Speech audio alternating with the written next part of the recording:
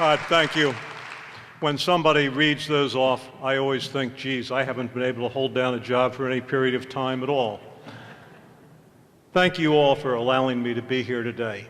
And I'd like to extend kudos to all of you for doing this. A few months ago in the Southeast, we had a meeting of the First Suburbs group. We discussed, among a number of other things, the issues that were discussed here today, and so nicely outlined by Mr. Orfield and Mayor Bracey. Well, what do we do about those? It seems to me that here in the Commonwealth of Pennsylvania, we are not dealing with a political situation. We are dealing with regional situations.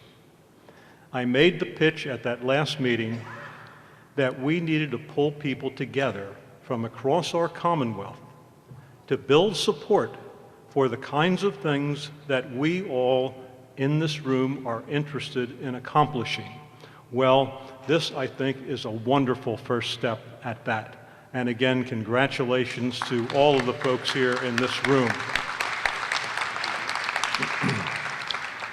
I would be remiss if I didn't recognize my pastor, David Eckert, for pushing this in Delaware County, along with Tom Judge, the administrator in Upper Darby, and a number of other elected officials and school board members.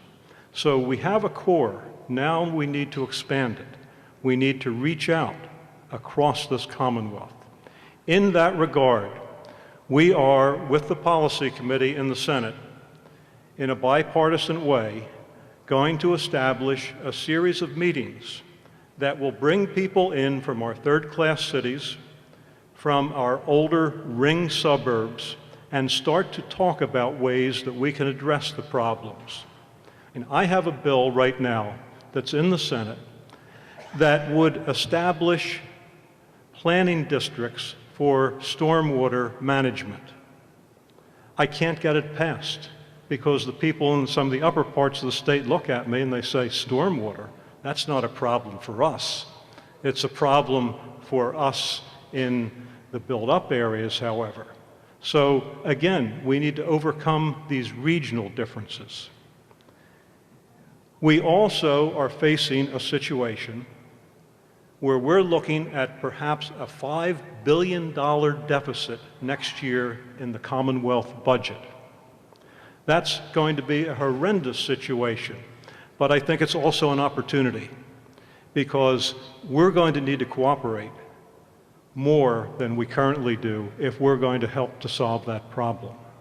So again, I view that as an opportunity. I view that as an opportunity to begin to work together. We're hearing that we have municipalities who simply are almost defunct because they are so poor. But yet, we don't have the ability to really deal with that.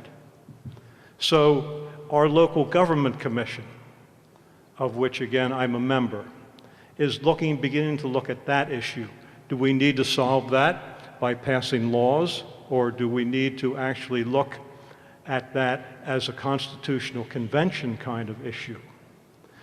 So again, there are lots of things out there that we need to address, and I'm so pleased that you all are beginning to focus in on these. You're bringing experts in here to help us do that, and we appreciate that.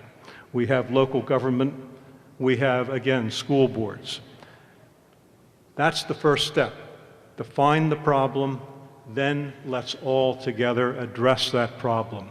And I think I answered the question that I was asked by saying, yes, let's address that problem together. And I stand committed to try to help you to do that. I've said to the folks down in my area, if there are pieces of legislation that you think you need, I will work with you to try to get them passed. So thank you for including me today. Appreciate it.